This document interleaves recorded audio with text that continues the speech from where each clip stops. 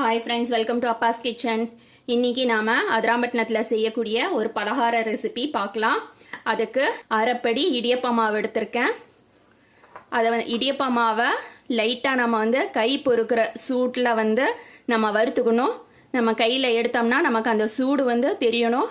அதே நேரத்தில் ரொம்ப வறுத்துடக்கூடாது, லைட்டாக தான் வறுக்கணும். அந்த மாதிரி எடுத்திருக்கேன். சீனி இதே அரைப்படி கூடால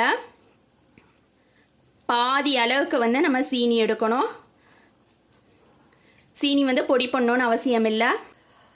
பாதி மூடி தேங்காயில் கெட்டி தேங்காய் பால் எடுத்திருக்கேன். தண்ணி எதுவும் சேர்க்காம தேங்காவை நல்லா அரைச்சிட்டு நம்ம புளிஞ்சு எடுக்கணும். புளிஞ்சு எடுத்தோம்னாக்கா அதில் வர்ற தேங்காய் பால் எடுத்திருக்கேன். 3 முட்டை, அரைப்படி மாவுக்கு 3 முட்டை கரெக்டாக இருக்கும். இப்போ எல்லாத்தையும் நம்ம மிக்ஸ் பண்ணிட்டு காட்டுறேன். இது பார்த்தீங்கன்னா பருமாவுன்னு சொல்லுவாங்க. இடியப்பத்துக்கு நம்ம மாவை அரைக்கும்போது மேலே நம்ம சலிச்சதுக்கப்புறமா மேலே வர்ற இந்த கப்பி தான் இது. பார்க்குறதுக்கு ரவை மாதிரி இருக்கும். பாருங்கள் எப்படி இருக்குன்ட்டு. இந்த கப்பியை நம்ம வறுத்து வச்சுட்டு அடை செய்யலாம். இந்த மாதிரி பணியாரத்துக்கு நம்ம சேர்த்து செய்யலாம். இந்த ஸ்பூனால் நான் ஒரு 2 ஸ்பூன் அளவுக்கு சேர்த்துக்கிறேன். டேபிள் ஸ்பூனில் நம்ம எடுக்கும்போது கிட்டத்தட்ட 3 டேபிள் ஸ்பூன் அளவுக்கு நம்ம சேர்க்கணும். சேர்த்ததுக்கப்புறமா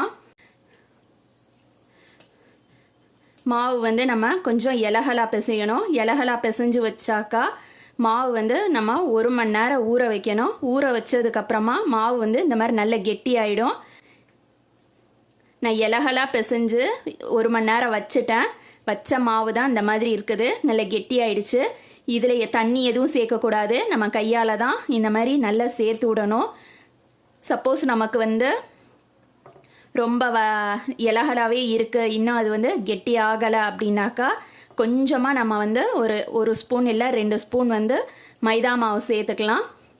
அதே மாதிரி உங்களுக்கு பருமாவு கிடைக்கலன்னா நீங்கள் ரவை சேர்த்துக்கலாம். ரவையை நல்லா வறுத்துட்டு கை பொறுக்கிற சூட்டில் ரவை வறுத்துருக்கணும். ரொம்ப வறுத்துடக்கூடாது, லைட்டாக வறுத்துட்டு அதை சேர்த்துக்கோங்க. இப்போ சேர்த்த மாவில் இந்த மாதிரி உருண்டையாக நல்லா உருட்டி எடுத்துட்டு நாம் பணியாரம் சுட்டுக்கலாம்.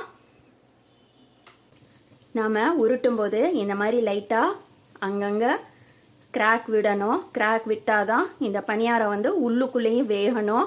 ஏன்னா நம்ம ரொம்ப மெல்லிசாக போடலை, கெட்டியாக தான் கொஞ்சம் திக்னஸாக தான் போடுறோம். அதால் இந்த மாதிரி லைட்டாக வெடிப்பு வந்ததுன்னா ஒன்றும் பண்ணாதீங்க. இதை அப்படியே நம்ம எண்ணெயில் போட்டுடலாம். அடுப்பு மீடியம் ஃப்ளேமில் வச்சுக்கோங்க. ரொம்ப ஹை ஃப்ளேமில் வைக்கக்கூடாது, மீடியம் டு லோவில் தான் வைக்கணும். இப்போ நம்ம பணியாரத்தை உள்ளே சேர்த்துடலாம்.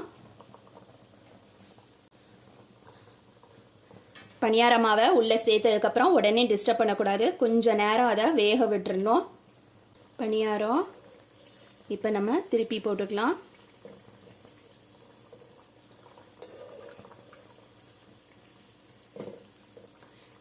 பணியாரம் நமக்கு பொரிஞ்சிருச்சு, எடுத்துடலாம்.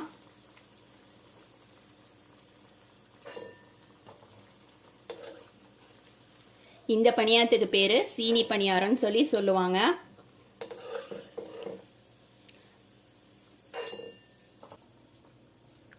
அதிராம்பட்டினத்தில் செய்யக்கூடிய சீனி பணியாரம் ரெடி ஆயிடுச்சு. இந்த மாதிரி சைடில் லைட்டாக கிராக் விடணும். கிராக் விட்டாதான் பணியாரம் வெந்திருக்குன்னு அர்த்தம்.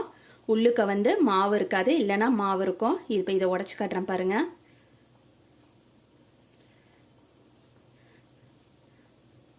எந்த அளவுக்கு இருக்கு பாருங்க. இந்த பணியாரம் 1 வாரம் வரையிலும் வச்சு சாப்பிடலாம், அந்த அளவுக்கு டேஸ்டாக இருக்கும். அதிராம்பட்டினத்தில் எல்லார் வீட்டுங்கள்லேயும் அடிக்கடி செய்யக்கூடிய பணியாரத்தில் சீனி பணியாரமும் ஒன்று. கண்டிப்பாக உங்கள் வீட்டில் நீங்களும் அதிராம்பட்டினத்தோட சீனி பணியாரத்தை செஞ்சு பாருங்கள். தேங்க்ஸ் ஃபார் வாட்சிங்.